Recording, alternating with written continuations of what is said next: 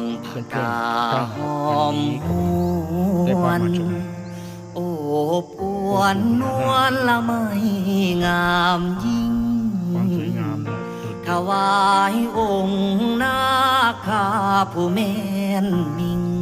องค์ปู่สรรสาพสิ่งแก้วกิ่งอันมงคลสวยงามมากเลยเทียนไหวเวียนบูชาเพชรพาธาราช่วยบันดาลดลประทานพรเกษมเสียมี